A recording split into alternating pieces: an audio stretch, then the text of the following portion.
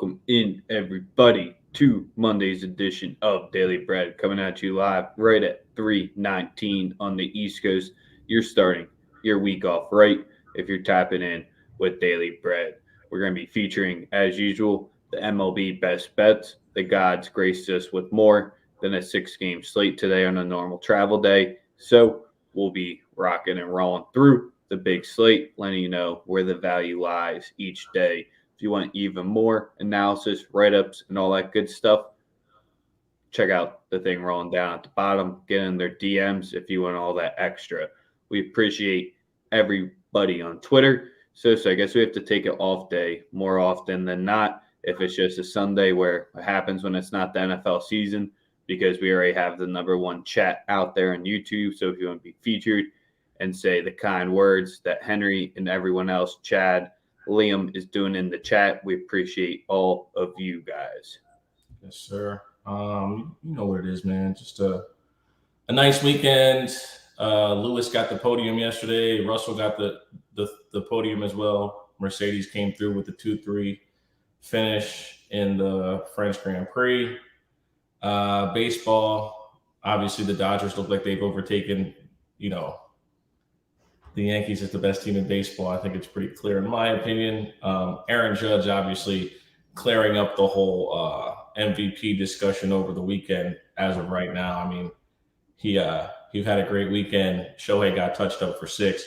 So if he was, when you saw the MVP odds switch a little bit over there in Shohei's favor, it looks like Aaron Judge, saw it and made good light of it and was clear that he wasn't fucking around.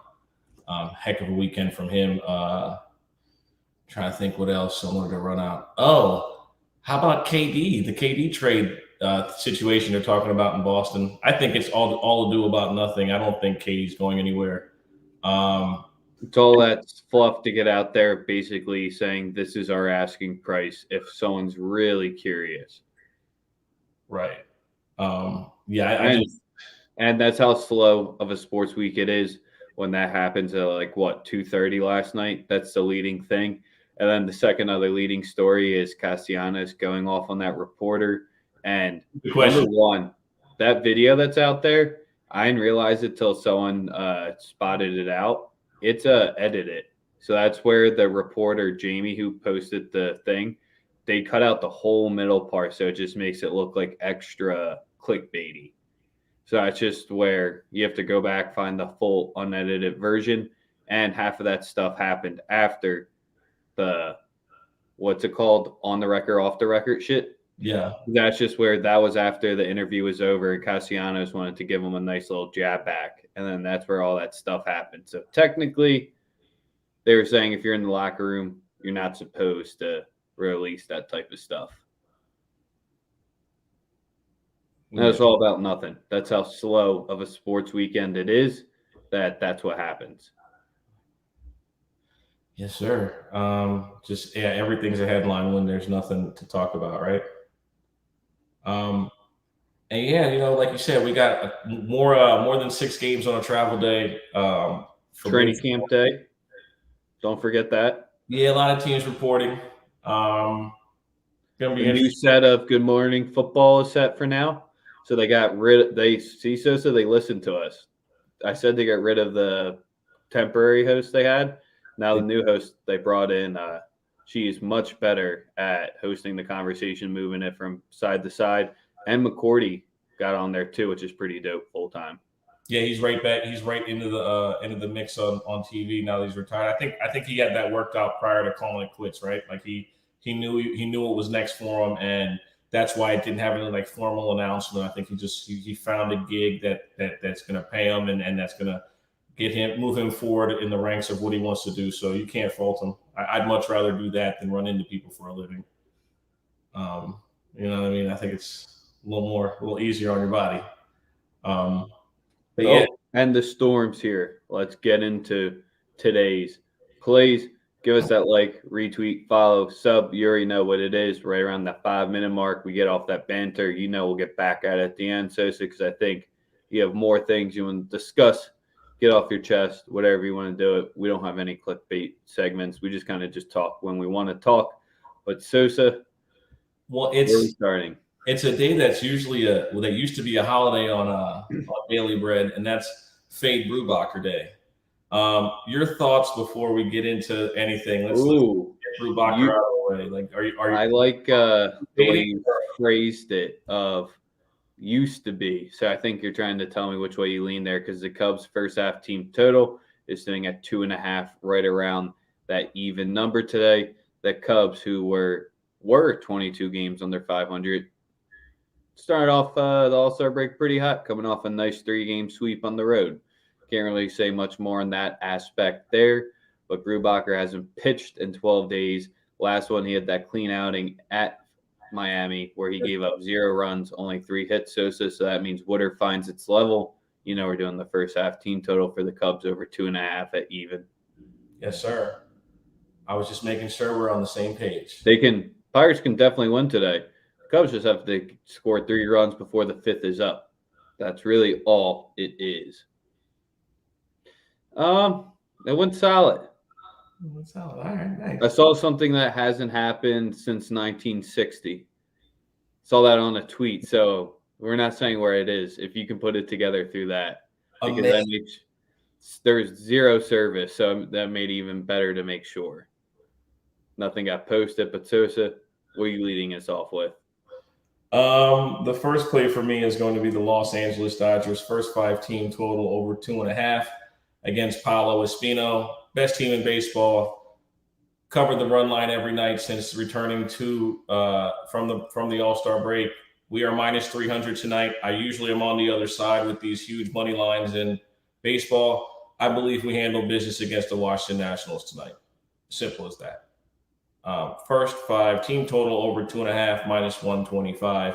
Los Angeles Dodgers. Believe in them, and you know what will happen. Good things will come.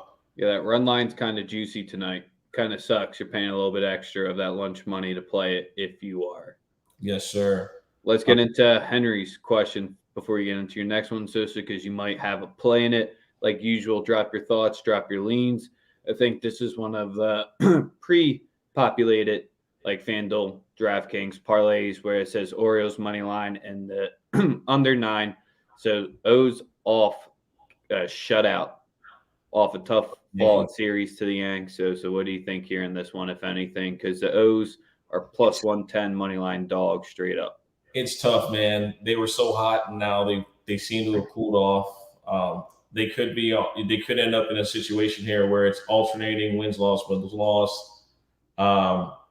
Really don't have any confidence in them right now based on the fact that I could probably take them at the plus 1.5 would probably be the only thing as a parlay piece. I do think the game will be considerably close. But to take Baltimore right now, I just can't. If you made money, which we did off of a long win streak, this is what happens with teams that, it's regression to the mean and then, showing who they truly are as a ball club completely, especially with all the rumors of players potentially being traded over the next week. Yeah, and Kluber just faced Baltimore on the 17th, so 8 days ago, made it through 6 innings, gave up 4 runs. The Rays ended up winning that one here, so you have that recency, whatever you want to call it, back-to-back start. And Voth, he didn't face them, and that's kind of your only question mark because once you get to that 4th and 5th spot, they got the win in their last 2 appearances with him on the mound, 2-1 over his last 3. That's the only streaky spot for me here, potentially. Yes, sir. So where's your next one? My next one is a player prop in the Los Angeles Angels Kansas City Royals game. We're going to go with Whit Merrifield to steal a base. Noah Syndergaard, as we already know, is the worst at conceding stolen bases in all of baseball. The catcher's not very good either. At plus 220, you have to take it. It's available on the MGM. Probably get a better price on Caesars, but that's what I got it at was plus 220 on MGM. I think that if just based on the guys in the lineup, Nicky Lopez also a very good candidate at plus 600 to get one. Just simply based on the fact that when you get on the bases against Noah Syndergaard, it really doesn't matter who you are. You have a chance to get a bag just taken off, and yeah, it's just a safe, smart bet at this particular juncture in the season. you have a clean record of seeing him give up. I believe it's 24 on the season, which is absolutely insane. Given that he's probably still got what eight starts left for the rest of the year. It's pretty maybe closer to 10. Yeah, and he does get banged up on the road as well. He has that 5.96 ERA in his 6 starts.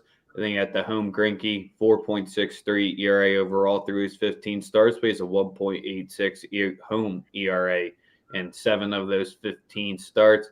You can get the Royals on the short price on the money line.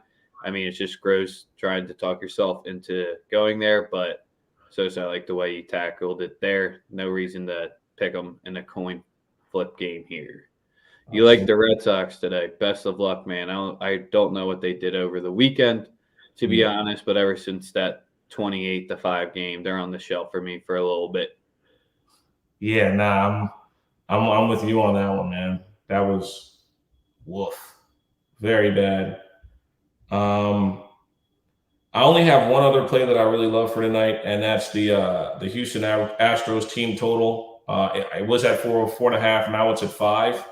I'm still taking the 5. I think that they'll be able to put up 6+ runs tonight against the Oakland Athletics at -105. I know the prices, it seems a little bit odd, but nonetheless, I do expect for this Houston team to start to really start beating the shit out of their divisional opponents.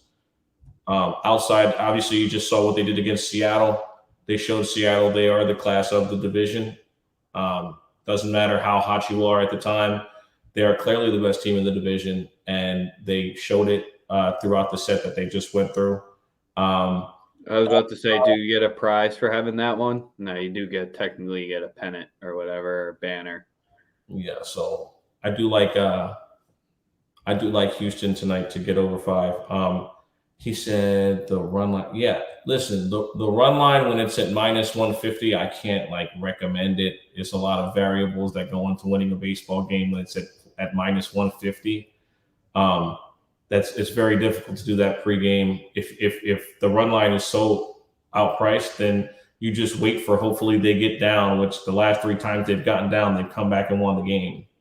So that's more of a live look at that point, Yep, I got one other spot so far today, so I don't think you've touched on this one yet. You can tackle it 2 different ways. I'm taking it the simple way here. I'm taking the under 8.5 at -110 between the Rockies and the Brewers.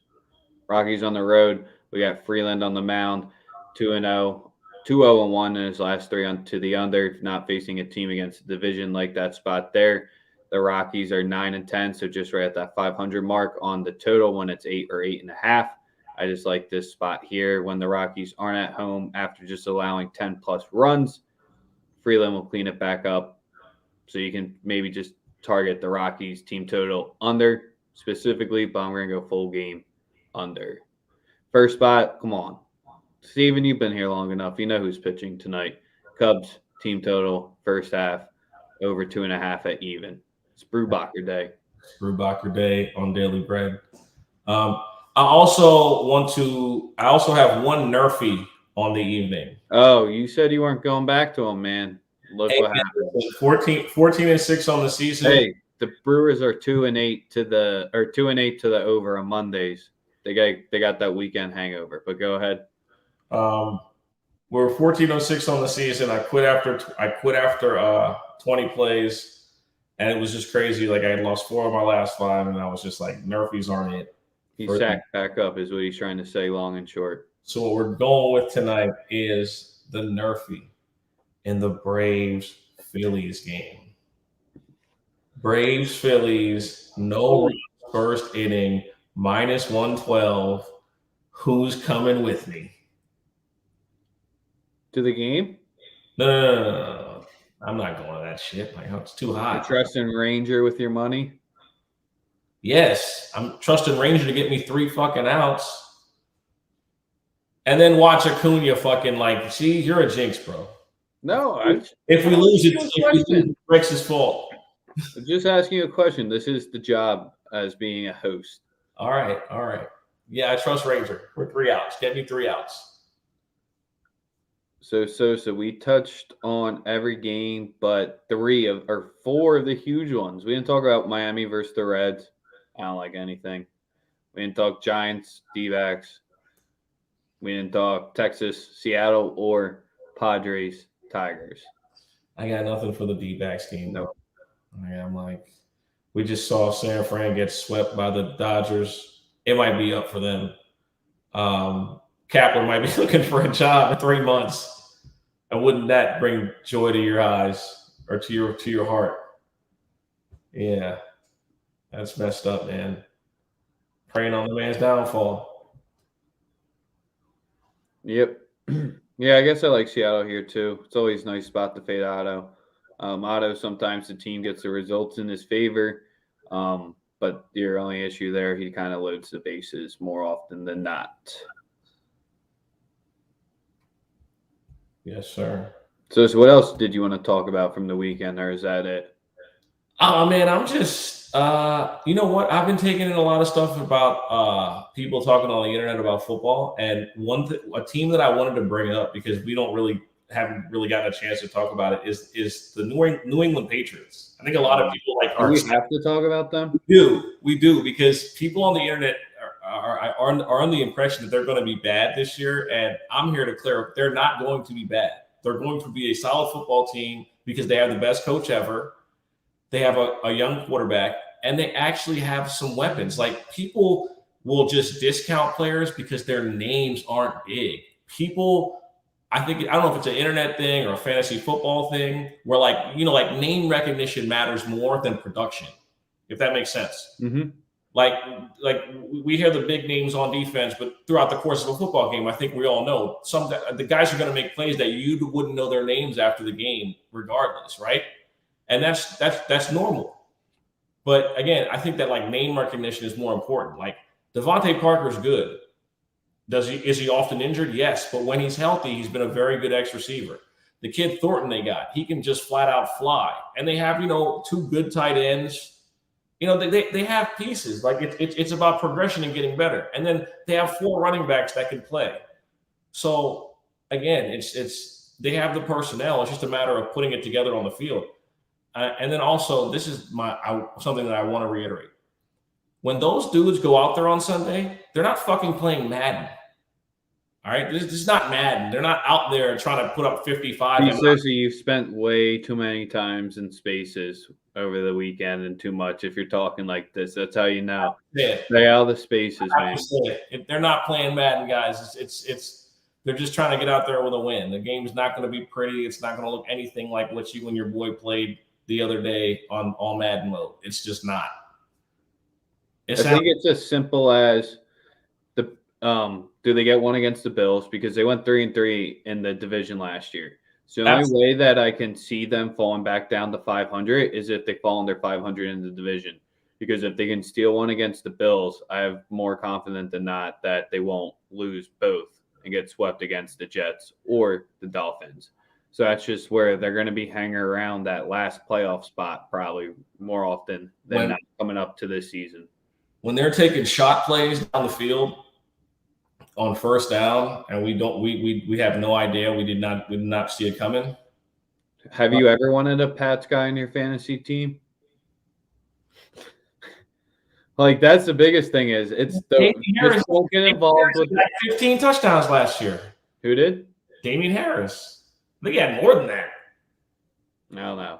That running back stuff is never fun until James White went down. James White was stealing them. Hold on. I'm pretty sure Damian Harris, because I had him in a couple leagues. He had a pretty damn good year. Yeah, he had 15 touchdowns last year. Yeah.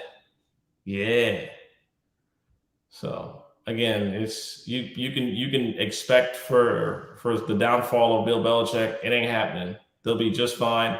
They'll make the playoffs. I think 3 teams in that division can make the playoffs. To be totally honest with you, I think Miami's gonna be really good too. Call me crazy. One word for this NFL season: cannibalism. Divisional cannibalism. That's what takes place. Those spot games against the fucking Detroit Lions and the Houston Texans and who else is going to be bad? And the Giants. Oh no, I was gonna say don't say that one. Those are going to matter. Not the last game of the season. Those are the games that are going to fuck teams in the playoff runs. I mean, we saw the Colts fuck it against the Jags last season. Yeah, but they had lost 9 straight to them. Or 6 straight. I think they lost 7 consecutive games in Jacksonville. How do you do that when you play that team twice a year every year? That's crazy. You just go there to lose? That's nuts. I don't know if the divisions are strong or if it's more all the divisions are kind of around the same level, other than maybe one or two outliers in each one. You don't really have that big of talent gaps within the divisions. Matchups make fights at the end of the day. Teams, like I said, they're not playing Madden. Like again, some teams are just trying to hold on to the ball for 40 minutes and keep it a close game because they have a really good kicker. Shit like that. Well, I sure hope so. I have the number 1 pick in my fantasy draft that no one cares about. Will he go nuts? I don't think he'll go nuts. I think that Carson Wentz offers a level of vertical passing game that Matt Ryan doesn't really. So I think Matt Ryan is going to have to play like awfully perfect football when they're not running it for them to be good. If that makes sense. I think that his lack of mobility and the lack of vertical passing that you're going to get from him, that you would get from a Carson Wentz, is going to affect one, how long they're able to stay on the field, and two, how effective Jonathan Taylor can be. Because if teams can stack boxes even more like they did last year, that could be a bit of a problem. On paper, the defense looks amazing. No question. The defense looks fucking amazing. And then I'll be honest with you, if Christian McCaffrey's still top 3 when healthy, nobody wants to hear that. I know people don't want to hear that, but the truth is the truth. I know someone's not watching because that comment would already been in here. From a fantasy standpoint, it is what it is. I hate to break it to you, but if a running back can get me 100 catches in his sleep, it's going to be awfully difficult for me to take somebody else from a fantasy football standpoint. Let's be real here. I don't care if he's hurt. If he Charter legend, Matty Ice. Garbage man, Matty Ice. Matty Pond. You really think it's that big of a downgrade? Like I said, I didn't say it's a downgrade. I just said that certain elements of the offense will not be the same. You know what I mean? No, I get that. That's where I think it came off for the way I took it. It's a slight downgrade, but you're just saying different parts are going to elevate. And you're going to lose what Jay Taylor did the best, or what gave him the best potential holes to break it deep. Exactly. And off hard play action, you want to be able to take shots down the field. Is Matt Ryan going to give you that luxury throughout the year to do that? If he can do that, they'll be just fine. If he can't, which he really didn't do last year, but people give him a pass because obviously Ridley was a complete dickhead and the other receivers aren't really good. So like Zacchaeus was good, you had Russell Gage, but you really didn't have that real true number 1 option. You know, now you get Pittman and you get I believe it's Paris Campbell, and they drafted another receiver too. So like there's better athletes in the receiving core for Indy this year for sure. Absolutely. They've upgraded across the board at receiver as far as availability, at least. Are the Colts just really going to patchwork it too until Archie comes out and then just literally tank that season? It's going to be literally they just been like, we can keep, I know you can have the joke, it's not the Browns quarterback list t-shirt bad, but at this point it's just the patchwork of who are they holding out for? Yeah, it's Archie. Bad. I mean, I know they wish they could have got Stafford. If I think that they would have. They wish they could have got him. They obviously didn't. See, the one guy that I think everyone keeps not speaking about, and maybe it's just because of the quarterback controversy there. I think Chubb is going to be an easy top 3 fantasy running back at the end of the year. If that's where like he's been the only wild card, because I know none of my friends watch my show, so I don't have to worry about giving any fantasy spoilers here. But Chubb's the one guy that I've always considered, like, for this season so far. I think he's going to end top 3 production-wise. Chubb could be the best natural runner of the football in football. I mean, you have 3 guys at the top. You have him, Derrick Henry, and Jonathan Taylor. If we're talking about just pure runners, he's there. He's there with anybody. Dalvin Cook slander alert. I know. I love Dalvin. I just don't. My only issue is that I think he was a bit misused in Minnesota under Mike Zimmer. I think that there's room for them to be a good team. I think they've changed philosophy a little bit. They throw it a little more with Kevin as a coach. I think that Thielen and KJ Osborne and Justin Jefferson ascend a little more. I think Irv Smith can be a viable option in an offense. So Dalvin Cook is still top 5. It's just top 2 or 3. I think we kind of know, like, the top 3 guys are Chubb, Henry, and Taylor, and then it's like Cook and CMC are in that same mold where they can both catch passes out the backfield. They'll take a screen pass 80 yards, et cetera, et cetera. Like they have that ability to go in with running in between the tackles. So it's a little bit different. From a pure football standpoint, I'd want the other 3. But from a fantasy standpoint, Dalvin Cook and CMC are 1-2 for me, fantasy-wise, respectfully. Can you tell it's a MLB Monday where we kind of just drudged through giving out the best bets of today and just wanted to talk about the NFL at the end of it? Just wait. And if you need the college football action, you already know, if you're still watching us on our page, Extra Dough with JD, dropping win totals, Heisman futures, already giving you games of the year lines, week 1 previews. You can get that all on our playlist right under where you're watching this. So that's a NFL segment was not planned whatsoever at the end of this. We might have to have a Titans conversation soon, because last season I was extremely low on them. Any thoughts? And now I'm thinking I might have to start reverting it and believe in Tannehill, or believe in everything but Tannehill to a bigger degree, because if any other quarterback was there, I think I'd be sold on this squad at this point. Right there, I think Mixon is in line to have his best year as a pro. They just fixed the offensive line. That won't just help Joe Burrow stay protected. That will also help their running game be more effective. He's a 4-down back, can catch the ball out the backfield just as effective as any running back in football. So I think he's in line for a monster year. So yeah, I like Mixon this year. Eckler is really good too. I mean, he had a couple of really unfortunate plays where it's like the ball went through his hands, the other team benefited from it, and then he gets banged up pretty easily. But Eckler is, a hell of an athlete coming out of the backfield. But yeah, I think Mixon is in line for a really, really good season this year. The year that everyone thought he would have last year, I think this year is going to be the year that Mixon really explodes. He's also paid up, so he's a happy man.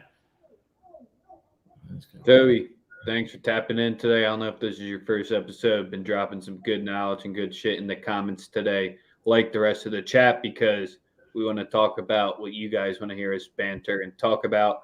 And Sosa to talk about even more football. The championship starts this week. Yeah, you hear the storm coming? The storm's here. On Thursday or Friday. I forget which day, but the English championship starts. So we'll have footy action this weekend. I believe the Bundesliga is back soon. And then we have the Premier League within the first few days of August. We're just about at that pinnacle, the best time of sporting events, with college football around the corner, NFL, NBA, NHL, college hoops, World Cup. Boy, oh boy. Like the most beautiful song. All those sports at one time. And that's where you just know all those people in those big buildings out in Vegas are still out there. And everyone who owns a bookmaker is just like, just survive. Just survive to then. Take any loan just to survive to then, because the bankroll will be huge. We appreciate everyone tapping in. Until tomorrow, give us that like, retweet, sub. We out.